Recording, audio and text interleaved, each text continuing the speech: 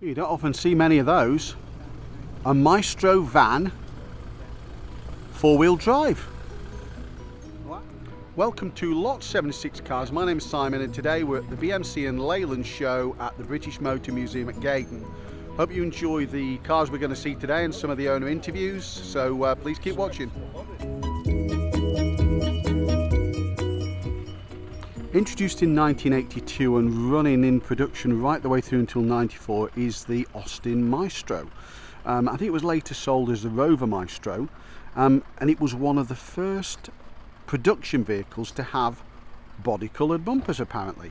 Really huge glass area on these cars, and compared with some of the contemporaries at the time, it soldiered on a little bit with the A series engine, which had seen service way back in the day. It soldiered on with that in the lower powered derivatives, and this is the Vanden Plas version, by this time being built in Austin or Rover Group's own plants rather than the Highbury works of the Vanden Plas company. So I'm with Russell. Russell's going to tell us about this fabulous Maestro Vanden Plas version. It's got lovely leather seats, it's a beautiful interior. Russell, how long have you had it? I've not had a car that long. I bought it in November. But it's one of about 6 Maestros I've owned, and I've always wanted a Vanden Plas because they're so rare. Right. We believe there's something between 10 and 20 left. Is that all? Yeah. That's incredible. Yeah, I mean, it would be interesting to see if there are any others here today. I really hope there are. You know, they do pop up every now and again, but you know, and of the ones that are left, not many have leather seats because it wasn't standard. Some have cloth upholstery. Oh, okay. Quite a few were automatics. This is a manual car, which again makes it quite rare. And this car is also fitted with power steering, which was an optional extra, unbelievably. Wow. And very few have that as well. So all those things together make this one quite a rare car. So being a serial Maestro owner, what attracted you to the Maestro? You got memories of these back in the day, or relatives? I remember the launch, and I lived next door to a neighbour who bought a brand new one in 1983. And I remember thinking at the time, I really liked the front of it, you know, with the kind of transparent indicator lenses. Yes. And it looked quite, I mean, although it looked a bit old-fashioned, at the same time it was very unusual. Right. And I've kind of always liked them. I've always been aware of their, you know, defects and of the build quality, like I said, but as a kind of a usable car, you know, they're quite fun to own, and they're better to drive than people imagine them to be. You know, so yeah, all things considered, you know, I mean, I've had the good, the bad, and the ugly. You know, when literally, you know, people give them to you, you know, because they were so valueless, and you had to give them away as well. You know, yeah, I mean, I've had several cars like that. Yeah, you know, I mean, and until now, whereas now, because of supply and demand, because obviously the age of them, because there are so few of them left. And because, like most British classic cars, the values have started to increase as well, quite dramatically over the last few years, it seems. All of a sudden, the ones that are left are becoming, not sought after, but well, I mean, you know. this is in beautiful order. Well, thank you for talking to us about it, Russell. Really appreciate it. That's an absolute pleasure. For your time. Thank you. Cheers. All right. So this Maestro is not only special because it's one of the Apple-built Maestros, so built from kits that were returned from Bulgaria. There were the Ledbury Maestros and the Apple Maestros. This particular one was won by the owner in a Facebook raffle for £20, and it's come all the way to the show from Cumbria. In the last few months it's completed 3,000 trouble-free miles apparently. So the MG Maestro added a bit of sparkle to the Maestro range. Initially launched just as a 1600 and then followed up with the 2-litre EFI. This is a lovely looking one in this. I think it's opaline green, something like that. What some great features. I do love those alloy wheels with that hatch design upon them. Obviously got those all important red bumper stripes on there, recognisably a Maestro, but what a great car. And you can see here that huge glass area that these cars have. Absolutely incredible. Quite a few Maestros here today, and I won't look at each and every one of them, but let's try and pick out a few special ones, shall we? So developed by Tickford on behalf of Austin Rover is this MG Maestro turbo, so packing a bit more power. These are super rare now. In fact, there's a couple of them here. There's this beautiful British Racing green one, and next to it, I don't think this is an original paint finish, but this pale yellow one looks absolutely awesome, doesn't it? It's had some modified lights. Look at those sort of angel eye BMW type lights on there, probably LEDs. Yes. And it looks in stunning condition, doesn't it? Let's have a look around the back. Fabulous. Yeah, it looks pretty impressive from any angle. And I say, you know, rarer still, that's probably a one of one, I suspect. So the Triumph Acclaim was the first collaboration between Honda and British Leyland or Austin Rover, whatever it was calling itself at the time.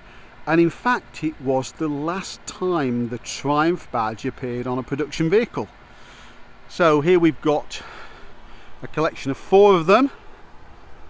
Admire that absolutely superb velour interior, recognisable column stalks from Hondas of the period.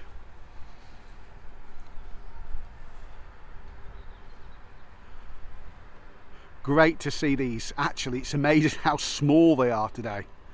And when you look at them at the some of the other cars here, they're quite tiny. So this is the range topping CD version. I think there was some limited edition versions by a couple of coach builders, but I'd have to check that one out. If I remember, I'll put it on screen. So CD being top of the range, you've got this fabulous interior, and it's got, let me look inside. This one is an automatic, so I guess it's the combination of a Honda automatic gearbox and the Honda petrol engine. It's in lovely condition. Look at those features, like there's a little coin tray for your parking. Remember when we used to pay for parking with coins rather than mess about with a phone app? Lovely controls there on the window, some pretty rudimentary controls for the electric windows. It looks like it's got rear electric windows as well. As you'd expect on a Japanese car, you've got the petrol release and the boot release down by the driver's seat. That's lovely, isn't it?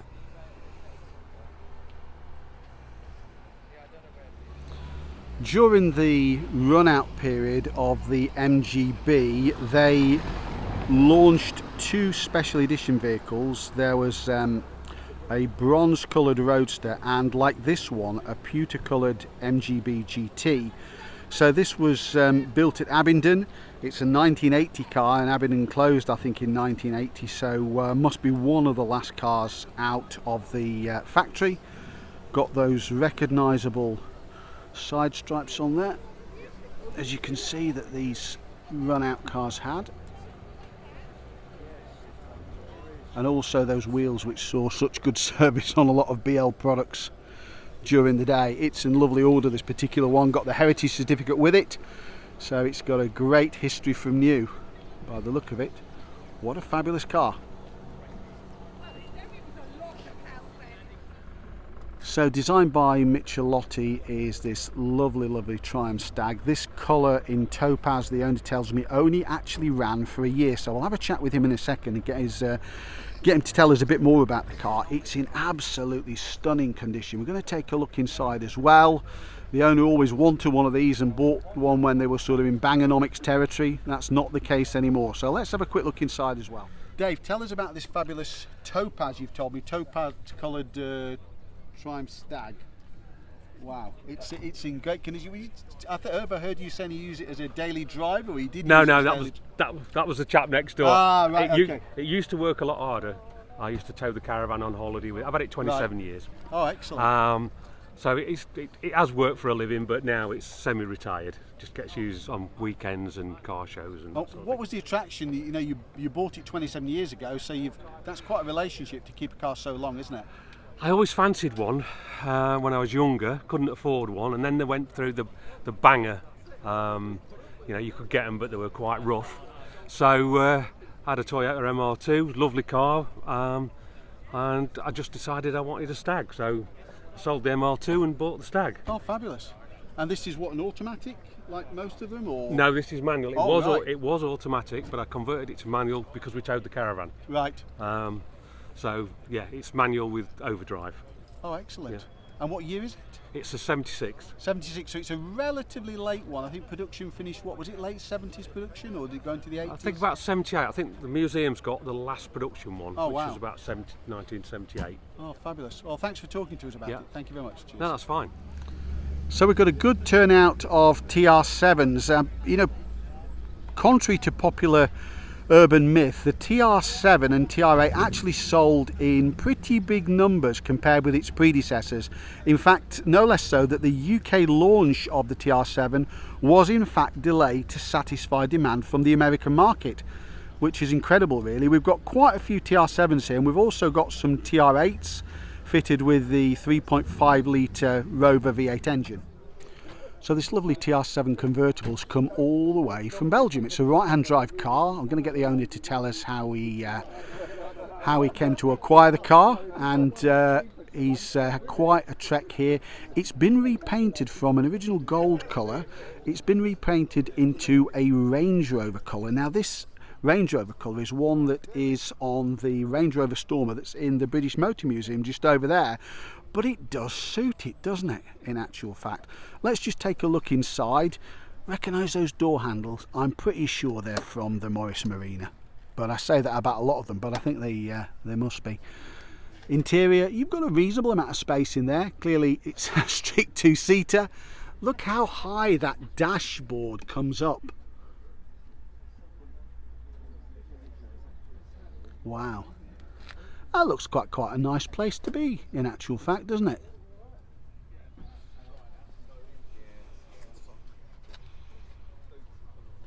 Better. Yeah. Lawrence, Yeah. tell us about this TR7 convertible. You've come a long way, haven't you, in this one? Yeah, I've come from Belgium, from right in the south of Belgium, so it's about 430, 440 miles. And how did the car go? Yeah, no problem. No, And you've no had it problem for at all. quite a while, because it's a right-hand drive car, so originally a UK car rather than a Belgian car. It's a UK car. It left the factory as a 2 litre. I've owned it since 1993, and when I moved over to work abroad, I took it with me and eventually re-registered it. And I bet that was a bit of a challenge, wasn't it, in no, Belgium? it was easy enough, because before Brexit it was a personal import and it was all part of the EU, so there was no VAT or no taxes or anything to pay. It was all straightforward, and because it was already owned by me, you know. Oh, fabulous. And what attracted you to get a TR7 and convertible in the first place? Well, I'd always, when I was growing up, the baker in the village had one as, you know, so when I was a 7-year-old boy, you know, it was quite impressive going to school and seeing this bright yellow, inky yellow TR7. And then once I started working, I wanted a cheap car, a cheap convertible, and TR7s fitted the bill because they were worth no money at the time. So Yeah, that's changed a bit, hasn't yeah, it? it was a little bit, yeah. So the first one I had a fixed head, which I fixed up and sold, and then I bought this one. Fabulous. Okay, well, thank you for telling us about it. No Thanks, problem. Lawrence. Thank you. All right. So on a very tight budget, a Rover Group, Austin Rover at the time, needed to come up with a solution to replace the Marinas, the Ambassadors and things like the Allegro, and they came up with two vehicles. In fact, they came up with the Maestro and this one. This is the Montego. So Montego aims squarely at the fleet market in the UK, which represented about half of sales, in fact probably even more back then. And this one is the MG version, not the turbo, but it's the MG version. Looks like it's got some enhanced wheels on this one. I think this colour is either Zircon or Moonraker. Put it in the comments, I can't quite remember, apologies, I'm on the spot. It's quite airy at the back in terms of glass area. Look how you've got that rear quarter light there, which disguises the pillar at the back. You've got the spoiler that was fitted to this. It'll be the 2 litre EFI, it might be the O series engine, I can't quite remember. Next to it we've got the very practical estate version. So this was relatively late. This is I think a 93, looking at the registration, L plated, and it's a Countryman. Really useful practical vehicle. Again, not so many of these seen around. Practical Classics restored one. This particular one's for sale. They've certainly gone up in price a little bit, haven't they? This one's on sale for £5,500. So if you're looking for one of these, and you might struggle to find one in this condition, This is a beauty, isn't it? So the Rover 600 was basically a reskin of the Honda Accord of the period, but the designer, Richard Woolley, what a great job he did. It looks nothing like the Accord of the period, and arguably it's a far better looking car. I'll try and cut in a shot of the Accord so you can see, if I can find one, some really nice colours on this car. This was succeeded by the Rover 75, but there was a gap in production at the time, so Rover found themselves out of the market. Pretty much, I think BMW ownership put paid to the relationship with Honda. Got that lovely Old English white version there. Not sure what the light blue colour is. I'll try and find out for you. And we do know that's beautiful British Racing green, and I think that's Nightfire red, although there's two reds that are very close to each other. And this one here's got a slightly modified grille on it, hasn't it? That stands out, doesn't it?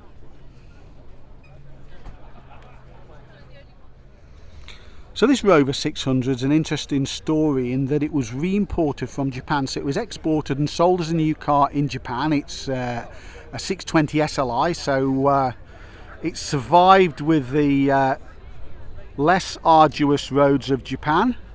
It's in beautiful condition. It's in a British Racing green, I think, with a biscuit coloured interior.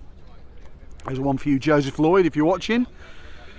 And the work that was done on this car to restyle it from the Accord and to develop into this car, which is actually substantially very different looking, as you can see from every angle, is an absolute credit to the designers at Rover at the time. What lovely cars. They are a particular favourite of mine, as you can probably gather. So let's have a chat with the owner of this Japanese imported vehicle and get him to tell the story of how he came to own it. Anthony, tell us about this fabulous Rover 600. It's a returnee from Japan, isn't it? It is correct, yes. It was exported when it was new in September 97. They don't have salt on the roads in Japan, and it did very few miles while it was out there. So when the opportunity arose to buy it, when it was brought back to the UK in 2016, I took the opportunity and jumped at it. And why Rover 600? What attracted you to a Rover 600? First of all, I'm a Rover man through and through. I've had anything from P4s right through to 3.5 during my working life. But I think it's a beautiful design. Tim Woodley that did it for Rover, combining Rover design and Honda mechanicals, got it spot on. The car was as quick in its TII form as any Ford Cosworth, and it was a beautiful piece of machine to drive. This vehicle, in monetary terms, would have cost 20,000 quid when it was new, 25 years ago. They're just a beautiful car, sadly underrated and sadly disappearing rapidly, because the one thing Rover did not do was get the rust proofing right. Indeed. Oh, thank you for telling us about this car. Much appreciated. Thank you. It's nice to talk to you. Thank you. So there's a huge amount written about the Austin Allegro. It's celebrating its 50th year today. Some very early cars here, like this particular one, this M-plated ones. The first cars were L, 73 on an L plate.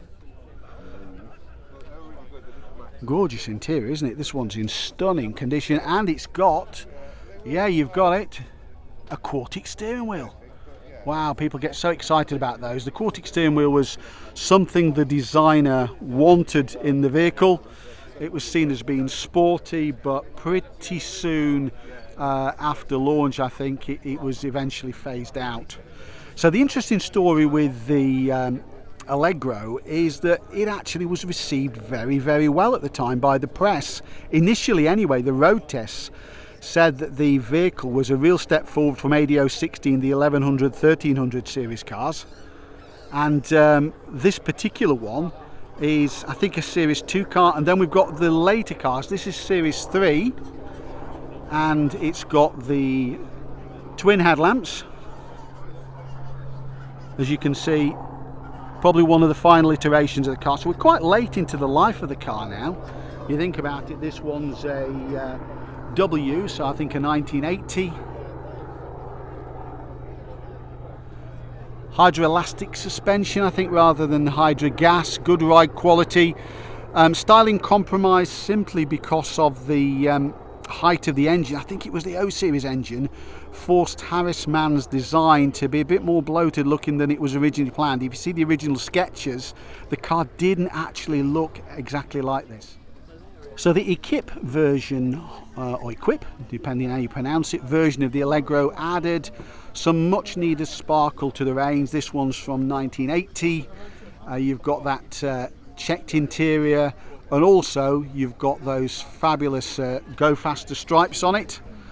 That's when people really knew how to stripe their cars up. You can't mistake it as anything else. I think those wheels are pretty unique to the Allegro, and continue right the way up the C-pillar. So I'm here with you guys in shot. Hi there. Owen and Gina from OG Cars, another YouTuber. So we're going to take a quick look around the car you brought. It's a bit of a scoop. It's not been on your channel yet, has it? It's not. So this is it. This is the first time anyone's seen it on YouTube yet. Oh right. Yeah, we've posted it on the MG Metro Owners Club, but we've not had it on the on YouTube yet. So yeah, you're first to see it.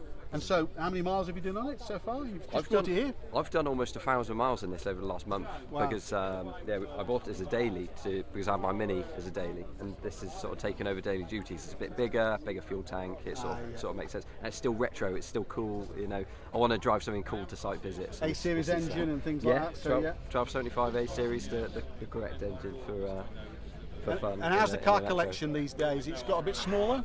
It was meant to.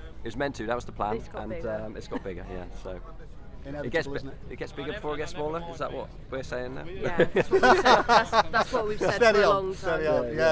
Yeah, you'll downsize at some stage, but not yet. There's plenty of time for that. Yeah, exactly. We're planning to downsize, but we planned to downsize before I bought this, so you know things don't really work out as they planned. So. Indeed. Thanks for talking to us. No worries. Thank you very much. So the point to notice on this car is the badging. It's badged TC.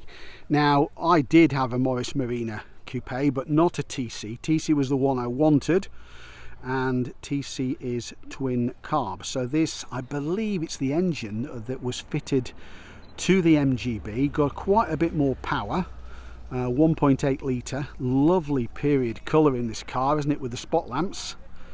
That's glorious, isn't it? A lot to like about that one, isn't there?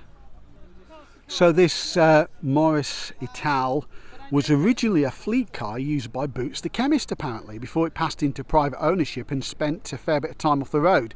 Now the owner makes the point that the styling, in fact, wasn't entirely done by Ital Design. They did do some work on the car, but it was in fact Harris Mann, that designer of the Allegro and I think the TR7 and many other cars of the period. He actually did quite a lot of the work on it. So answers on a postcard please as to who styled the Morris Ital. Not quite sure about that now. So yes, this is the Harlequin multicoloured version of the Rover Bubble 200, and yes, it's Project Nigel. So check out the Project Nigel channel where you can hear more about the fabulous story of Paul's exploits with this car.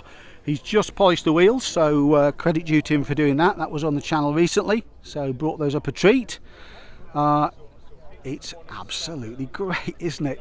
I don't think you'll find another one like that one. It got panels of every single colour. I think originally the car was gold, which is the colour of the roof, not surprisingly. And the tailgate is still gold. But apart from that, everything else has been changed.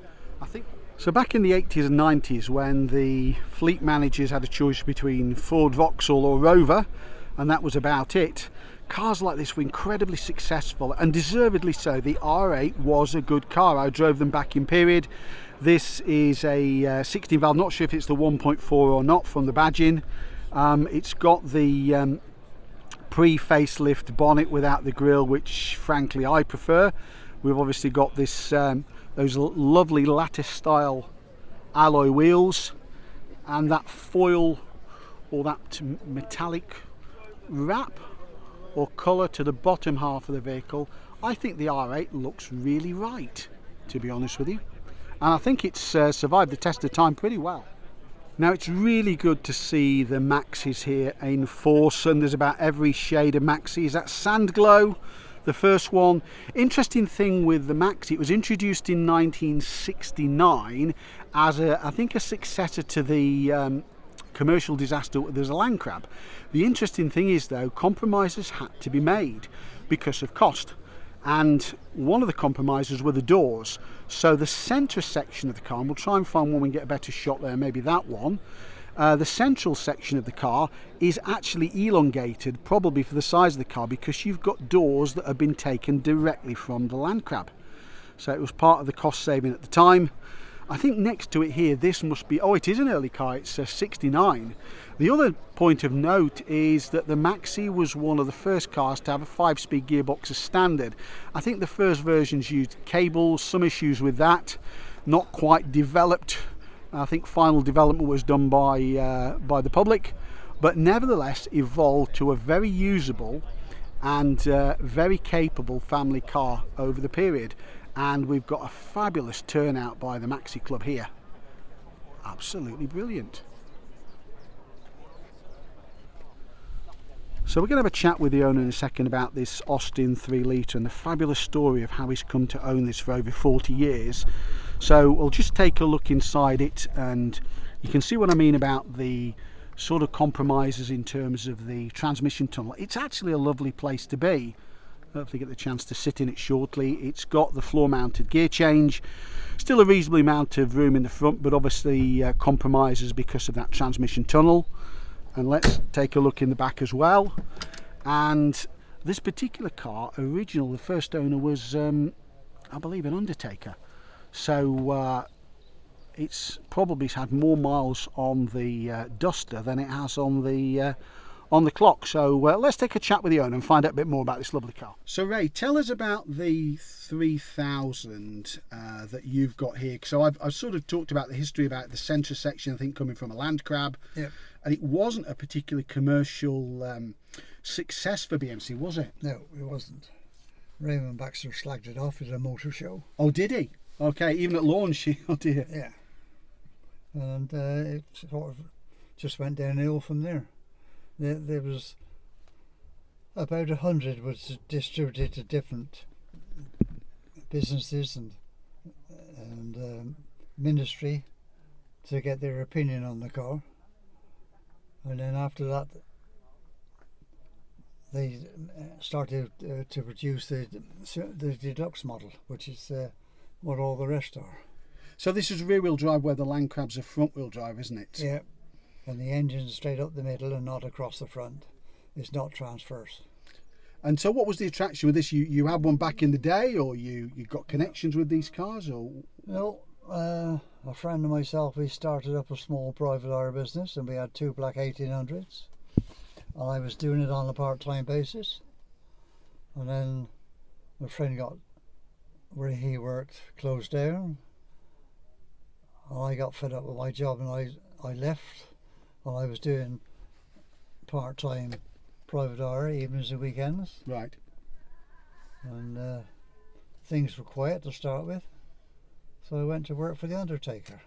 Well, I used to drive this. Oh wow! Okay, okay. And then he pestered me to buy it off him, which I eventually did. And this is the very same car? Yeah. So how many years have you had this then? 47. 47 years of ownership. Wow, you get to know a car, and you use it obviously on a regular basis still, or day to day even? Well, I go out in it quite a bit in the summertime, but when the salt's on the road, I leave it in the garage. It'll rot quick enough without encouraging it. So. 47 years. And how many miles have you done in 47 years? Well, it's done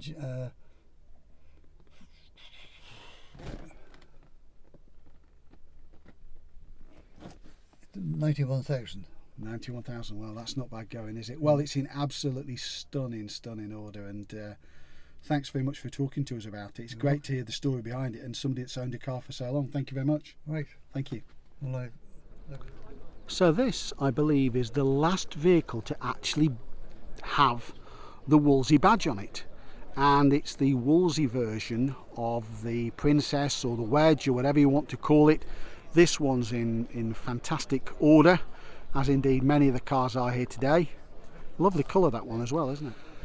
So here's the Land Crab. So there's so much is written about this car. It wasn't officially called the Land Crab, it was the AD017. Now some people say it's Austin Drawing Office, some people say it's Amalgamated Drawing Office. If you know different, then please let me know. Compromised with this car? Well, unfortunately it was compromised in many ways in terms of its development, and certainly the first few years of the vehicle it had almost constant updates and changes to rectify some of the faults that the vehicle had. It was sold under the Morris badge, it was sold here under the Wolseley badge in the case of this version. This looks like an earlier one here, and the one benefit of this car is that it's incredibly stiff and made for a very good rally car. Unbelievably, it had some history of being used in long-term rallies, and I think there's an example of one of those on here. I think it was the way that the subframe and engine were mounted made the car in its standard format very stiff, and that stance of the car, if you look at the stance from the front, that's one of the reasons that it's actually called the Land Crab. So this 1978 Vanden 1500 Mark II is in absolutely lovely order. Now the interesting thing is with these cars, it wasn't just badge engineering. Certainly the early cars, I'm not sure about these, were taken from the production line. They were painted bodies but without the interior.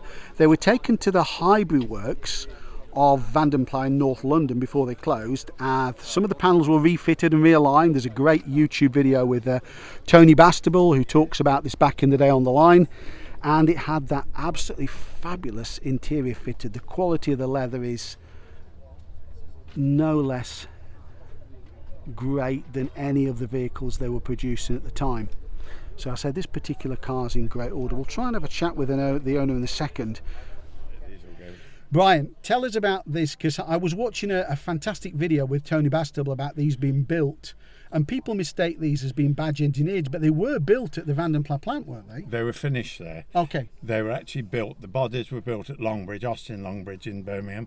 They were then transported down to Kingsbury in northwest London, okay, where all of the interior was done and the final painting. Any problems, inspection, they had extra inspection, any problems, they were sent back to Longbridge to be rectified. So these were better prepared probably than your standard Allegro, weren't they? Oh, indeed they were, yeah. But the fit and finish inside, I was looking at, certainly from the video I saw, and the quality of the leather, particularly in the door cards, it's fantastic, isn't it? It's not, certainly no less than any of the other Vanden cars, is it? It's as used on the Daimler limousines, right? On the XJ6 Daimler of the time. And how long have you had this car? Have you had it a long time? 40 years. Wow, okay. 40 years. So almost just, wasn't that old? 5 years old, yeah. 5 years old. 5 years old when I bought it. So what makes you hang on to a car for so long though? At what point did you think this is a keeper? I had it and then had a works car given to me, and it meant selling this either privately or taking it back to the garage where I bought it from. Nobody wanted second-hand Allegros. Wow. In the early 1980s. So we decided to keep it for a year or two. That's right, 40 years later, yes. 40 indeed, years later, I've still got it. I grew up with princesses. My father had several of them, the larger ones. He was a farmer, and I had an 1100 and a 1300 princess. Oh, fabulous. Before this. But I always wanted one of these in this colour, and it just came on the market. And wow, I was in the right place. That's at the right time. Two owners from you or something like that, probably? I'm the second owner. Second owner from you in 40 odd years. Yes. Oh, it's 45 years. 45 years old. It's in fabulous condition. 78. Yeah. And you drive it? Drive it regularly, or? It's totally original, except for the paintwork, which was repainted when it was 2 years old. Okay. Because the lacquer started to lift on it. Okay. Which was a Leyland problem at that time. So painted in period. Yeah. So it was repainted in 1980. Wow. Okay. Apart from that, she's, as you see here, came out the factory. Fabulous. Well, it's a credit duty. Thank you for talking to us about it. Thank you very much. No problem. So in the later years, when the Vanden brand was used as a trim level by Rover, Austin Rover, whatever they'll call themselves at the name. Was this Honda based, I think this was Honda Ballade based Rover 200. Quite a successful vehicle for Rover, coming just before the R8. Probably many of you might have seen these on things like Keeping Up Appearances back in the day. This is an 89, and as a VP version, as a Vanden Plas version, relatively rare to see these. To see these cars full stop is rare. I'm hoping to see a Vitesse at some stage, because I haven't seen one of those for years. But that's in lovely, lovely condition, isn't it? How great to see it here. So another member of the Vanden Plas family is this. It's the Vanden Plas R. Now this particular vehicle was, or this particular model I should say, was taken from the BMC production line, and just like many of the other cars at the time, taken to Vanden Plas Hybrid Works in North London, and the interior was refinished, reinstalled, and it's an absolutely superb looking vehicle. 3.9 litre Rolls-Royce engine. Must have been incredibly expensive back in the day. It's got that column mounted gear change, loads of room in there. Fantastic leather interior. The champagne's apparently, looking at this, it's on ice. John, tell us about this Princess R, because there's a lot of stories about this with the Rolls-Royce engine, that maybe Rolls-Royce planned to build a small car. And what's the behind the myth? What's the reality of these? This was has a Rolls-Royce engine developed by Rolls-Royce for a new compact saloon that they were proposing to build. But it got involved with the Bentley Java project, which didn't actually progress. At the same time as Rolls-Royce developed the engine, BMC were looking to update their Vanden Plas Princess 3 Litre, and there was a collaboration with Rolls-Royce and BMC. Rolls-Royce got an engine, BMC got were looking for got a car that they wanted to update. Oh wow! Rolls-Royce didn't have a car to put the engine in, BMC did. So is this the only car that had that engine? Yes, it is. Yes. Wow, so it really is a one-off. It's a one-off, yes. The only other cars that had the 4-litre Rolls-Royce engine were, I think it was 3 Austin Healey 4000s. Okay. And they were specials built but never went into production. Wow. But this is the only production car that had the Rolls-Royce FB60 engine. So finding spares for this engine, I guess if this engine only went into this car, there weren't actually that many of these cars built. No, spares are available through Rolls-Royce specialists. Indeed, and engineering specialists. So. And how many of these do you think survive? Of the I believe around 250 of them still survive worldwide. Oh, that's higher than I thought, actually, to be honest with you. Yes. It's lovely to actually understand the car behind the myth, because you hear a lot about, you know, where the engine might have been used, but interestingly it was an aborted Rolls-Royce project, and yes, that's right. To manifest itself in this. Well, thank you very much for talking to us. You're very welcome. Thank you for your time. Cheers. Always a pleasure to talk to people who are interested in the cars. Thank you very much. Cheers. Thank you. So it's hard to believe that this car was introduced back in 1949, but it's the Rover P4 series. I think never actually officially called P4, that was the chassis name. It is, in this particular version, the Cyclops, for obvious reasons, because of that single, I think it's a driving lamp at the front. This Cyclops is in absolutely stunning order, isn't it? What a beauty. Oh, there you go. How's that? So Rob, we've got the benefits of a central armrest in this fabulous P4 series Cyclops. Never called that, but because of the spot lamp. Tell us about these cars, because they're just fabulous looking cars, aren't they? Well, when I first decided I was going to go back into the classic car game, it was about 3 years ago. It sort of came down to either a P4 or a Wolseley 680. Or there's not too many Wolseleys about nowadays. Right. Whereas the P4 is quite plentiful. And originally I went after one in Great Yarmouth, but a long story short, that all fell through, and I ended up with this one. It's a very well-known car actually among the P4 fraternity. She's lived quite a good life. She spent the first 22 years in London, and then a guy bought her in Cambridgeshire, Mike Wade, for £20. £20? £20. That sounds like a good deal to me. And he kept the car then for the next 38 years. Wow. Then she went to Northern Ireland, then she went to Scotland, where she had a bare metal respray, and then she ended up in my lap. I had all the interior done because the interior was as bad as the exterior was good. It was awful. I very nearly walked away, quite frankly. Right. But I stood looking at the car, and it was almost as though, this probably sounds silly, it was almost as though the car was saying, do something. Yeah, save me, I save thought, me. well, if I take her on, then the interior got to be done. So I had all the interior done. Last year she had a complete, total mechanical overhaul, everything, engine, gearbox, back out, the whole works. And she really is a sweet. And what year is this one? This 1950. So it's first full year of production, probably shown in 49, wasn't it? The first was 49. The very first ones was what they call square dialers, which were like square dial instruments, and they were cable rear brakes. So and then very quickly they sort of adapted and altered all that. So given this car's in its 70s now, was it like driving a 70-odd-year-old car? Day to day, really, or certainly when you take it out. Well, you can only you have to drive it how it wants to be driven. Okay. A modern car, you get in and drive it how you do with it what you want to do. You can't with this. When I first had it, was cable column change. Right. I couldn't change from first to second without catching the gear, and I thought, God, this gearbox must be on its way out. But apparently, there's no synchromesh on second gear. Right. So therefore, once you know that and just feel it through, you just got to get the timing right. Yeah, with it, where you go. But I mean, like I say, you've got to do it how the car wants to do it. You know, you've got to bear in mind it's a 72-year-old car on 2023 roads, and the brakes. People ask me what the brakes are like. I say, well, she stops eventually.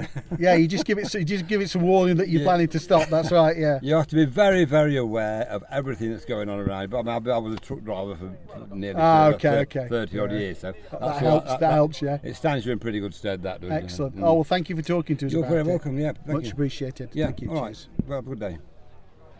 So glorious looking Rover P6 later car must be on the cusp of the change, the introduction of the SD1 rather. Next to it, its older brother. It's an earlier P6 pre-facelift car. It's the 2000, so would have been one of the original series of cars. What, B-Reg 64. This car's open, so we can just take a quick look inside it. Got that strip dashboard. It's a manual car. That's in lovely order, that one, isn't it? Beautiful colour. Has survived the years well, hasn't it, to say that it's from 1964. So this is a Wolseley 1.5. There was a Riley and a Wolseley. Riley was the higher powered version, I think, with the twin carburettors. Underpinnings on this are Morris Minor, but it does have the benefit of the Morris Minor's rack and pinion steering, which was quite a revelation for the day. I think it was originally planned that it would replace the Minor, but the Minor was selling so well that it actually continued in production, and both the Wolseley and the higher powered Riley were seen as the more exclusive higher series options, and there's a couple of lovely examples here today.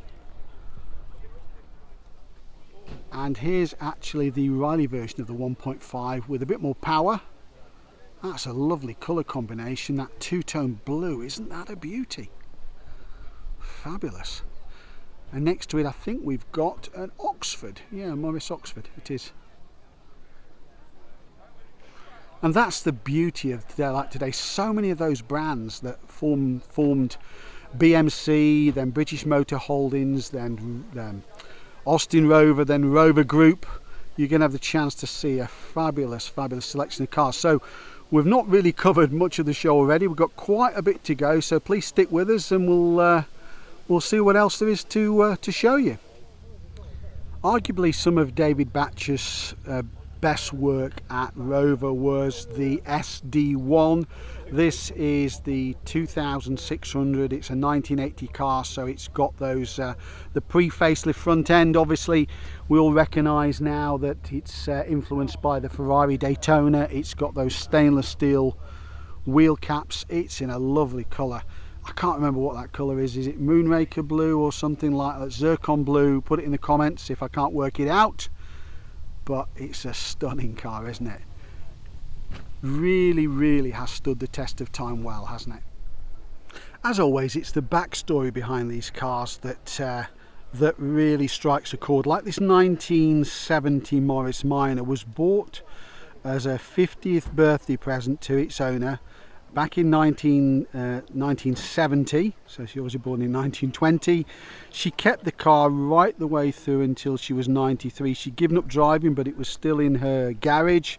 The car's called Ivy, so hello Ivy and hello to the owner. And the owner, I think, is gradually in the process of restoring it. What a fabulous car with a fabulous story behind it. Great to see that. So designed by Allegro and shown in 1948, I believe, under the code name Mosquito. This Minor is a very early one. It's a 1950 car. In fact, with the 918 side valve engine. This particular one's for sale, and maybe if you catch that, if you want to give the owner a ring, if you're looking for a Minor, I can certainly tell you this one's a little beauty. What a lovely, lovely early Morris Minor it is. Split screen and in super condition. And next to it, best seen from the back, to admire that structural woodwork, is a Traveller. So the need to build cars in other countries to avoid import duties with local content spawned vehicles like this Austin Apache. Looks sort of familiar, doesn't it? Looks a bit sort of ADO 16 in the middle, a bit of Triumph Dolomite at the back. It's a combination. If you put all of those together and Photoshop them, that's probably what you'd end up with. So developed by Press Steel Fisher for St John's Ambulance is this Austin A60 ambulance. You're not going to see too many of these. I guess not so many of these actually survived. This one survived, or it's certainly in good order, wearing its proudly got its BMC rosette. That's in fabulous order, isn't it? Fabulous. So this stunning Rover SD1 is a V8S derivative, and yes, that colour was a colour that was available at the time, albeit in this special edition, those fabulous, fabulous gold wheels. It's a manual car, as we can see, from 1980, and the interesting part with this car is it was available, certainly was advertised as being available with air conditioning, which you can imagine was a rare feature at the time. What an outstanding colour that car is, isn't it? Beautiful. If you're a fan of the Rover 800 like I am, you'll hopefully appreciate this Series 1 car. It's an 89. I believe it's a Vitesse, to be honest with you, looking at the wheels. Great interior. These were really good cars to drive. I drove these myself back in the period. I drove an 827 SLI, I think it was. That fastback design really works well, doesn't it, in this 800 model. I think they did a pretty good job with that one. In fact, to be honest with you, I think it even works better than the saloon does.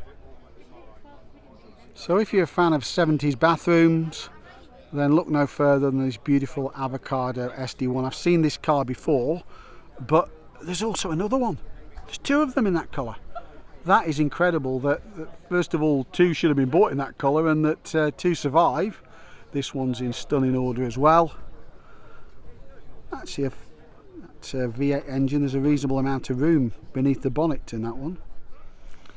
So it's difficult to believe, but the ADO 16, which I think was Ali Kisigonis's work, was one of the best-selling cars in Britain. So this was badge engineered at its finest. We've seen the Austin version there. We've got the MG version down here. We've got another Austin version here. And if you want a slightly different flavour in this, is it Vermilion? We've got the Wolseley as well. So this was the direct predecessor to the Austin Allegro, and it was a tough act to follow. Although it was getting old by the end of production, it was going to be pretty difficult to come up with a follow-up second album to that one. But great to see all these ADO 16s here today. So BMC made the decision to go to an Italian styling house to replace its cars of the early 50s, the more rounded design, and selected Pininfarina, and the so-called range of Farinas were developed. Now, sold across a number of brands. This particular one's a 1959 Austin Cambridge. I think 59 was the launch year. What marks these out clearly are the massive fins. Also that lovely sort of Art Deco type detailing beneath the rear lights. Those really thick bumpers, a huge boot in these as well. And further up the range we've got the Riley. So again with its own Riley identity. Normally Riley's had a bit more power, slightly higher up the range, you know, badge engineering at its finest. And again those that trademark fin or fins, but obviously with different rear lights on the Riley to the first car we've just seen there. So here we've got the Self-Preservation Society. We've got a Litre end-plated Clubman. I think this was designed by Roy Haynes, who was recruited from Ford. I'll try and find out if that's right. I'll correct it on the screen if not. Then we've got this beautiful 64 Surf Blue Mini Cooper. What a stunner that one is. It's got those, might even be the S actually, it's got the ventilated steel wheels that you'll be able to see there, which marks out, I'm not sure what it marks out, Coopers, I think it marks out Cooper S's, to be honest with you. That lovely brocade interior. Stunning car, isn't it? In fact, it is a Cooper S. That's lovely, isn't it? So apparently 70 of these City Maestro vans were produced and supplied to the Royal Mail for evaluation alongside the Escort. The Escort van, unfortunately for Austin Rover, won the day, and these 70 vehicles remained one-off. So when they were withdrawn from fleet and resold, they found their way into private hands like this one, and thankfully this genuine Royal Mail van that operated somewhere up in Lancashire has been preserved. Great to see it here today. So not one but two Maestro vans. This one is the British Telecom van. It's got the fleet numbers on the roof, I guess. It's got the ladders as well. Isn't it great that these working vehicles have actually been preserved and they're in such good order? Fabulous. So celebrating a 50th birthday, unbelievably, is the Dolomite Sprint, launched in 1973 with a 16 valve head, giving something like a top speed measured at Myra of about 116 miles per hour. The work on the engine, I think Coventry Climax did some work on the engine on behalf of Rover. The 4 valves per cylinder giving a far greater valve area and a lot more power from the engine. A real hot hatch, fabulous history in touring cars. Great to see it here today. Happy birthday, Dolomite Sprint. So this is a production sports car TR7. It's got a fabulous history. We're going to talk to the owner in a second about it. I had a scale electric car that was just like this in exactly the same Leyland cars livery. It's got those fabulous, apparently very expensive Marshall lights on the front. Great livery there. It's seen quite some history, this car, so the owner's going to talk to us in a second about it because it's a fabulous story, and let's get him to tell us a bit more about the history behind this fabulous car. So Steve, tell us about this fabulous TR7. I thought it looked like a scale electric car I had, but this one's got an unusual story, hasn't it? It was originally a British Leyland car for brochure work. Oh wow. So the picture of it you see with the red, with the models in it, it was the European launch brochure. Wow. Every single picture in that brochure, which was available in 5 languages, is this car. And at that point it was red, and the model that, lady model that was used was Stephanie McLean, who was a topless model or whatever back in the day, and she was Mayfair Pet of the Month. Oh right, okay. We'll keep that one quiet then. Yeah? So her being draped around the car and stuff in the brochure. Yeah, that helped. Yeah. She actually married Barry Sheen. Wow. Okay. And she's still alive, lives in Australia. Wow. After that, it went back to Leyland, and they used it as a promotional car for the rally program. Okay. So here it is in this picture, which you can't see on there, but this picture is in rally colours in 1977 at the Rally Elba in Italy, I think it is. It was a display car, really. The two competing cars were Tony Pond and Brian Kolcheff. Wow. But there it is. So it is a works... ex-works car. It is. Fabulous. In a sense. But it was then supposedly going to enter... British Leyland were going to enter production sports car racing, as well as the rally program. They were going to put cars in different disciplines to advertise the car. But budget constraints or whatever, everything was cancelled by the rallying. So at that point they sold it on to a work-supported privateer, and it was a guy called Dick Adams, and he, amongst other things, entered the Wilhire 24-hour race in okay, in like Snetterton or somewhere, yeah. Yeah, I think, four times, yeah. Which is these pictures here. It's got quite some history, this car, hasn't it? Absolutely, you could almost write a book about this car. Oh, fabulous. In those years, it was campaigned in the work sponsors, in the sponsors' colours. The sponsors were somebody called Bomber Coat, who do coatings for houses, and it was maroon. And so the underneath the bonnet, the cabin, and the boot is still maroon. Okay. Oh, fabulous. And still showing exactly as it left the last. Oh well, I'll cut in some pictures around so you guys can see that as well. That's really good. The last, it literally was as it came off of the last race, which is rare to find a car that's just driven off the racetrack and becoming. Oh, fabulous. But anyway, but he decided to before he sold it, to return it to the works colours that he received it in. Okay. Thinking that obviously it would have better value, probably, I'm sure. So it was turned back into works colours, and then I bought it at that point 18 years ago. Fabulous. Since then, I've had other cars and I've done nothing much with it.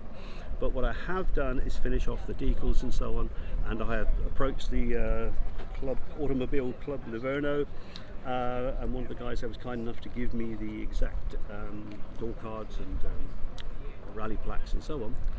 Having gone that far, I decided that it would be a tribute to Brian Kolcheff, who was one of the drivers at that rally. It was Tony Pond and Brian Kolcheff drove the cars, and this car was there, but they didn't drive it, but they might have sat in it, who knows.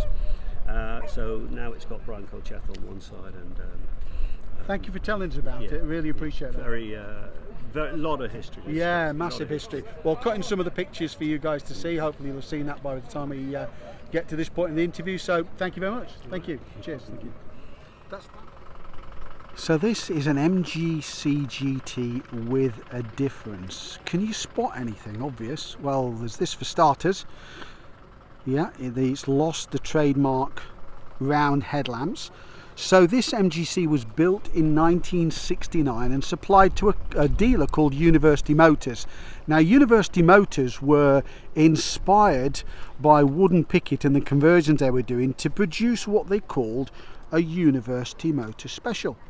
So the car was uprated, it's got a Downton conversion to the engine, giving more power. It's lost the trademark round headlamps, and it truly is a special car. Now the owner's making an appeal. If anybody's got early history of this car, because it has a few registration numbers during the period, then please get in touch with him. But what a great car. Easy to miss that one, but it's a special car. So thanks again for joining me on Lot 76 Cars at the BMC and Leyland Show at the British Motor Museum. Hope you've enjoyed seeing the cars we've shown you today and the owner interviews. Please like, share, subscribe, turn on notifications so as not to miss my next video, and I look forward to seeing you on the next one. Thanks for watching. Yeah, go on.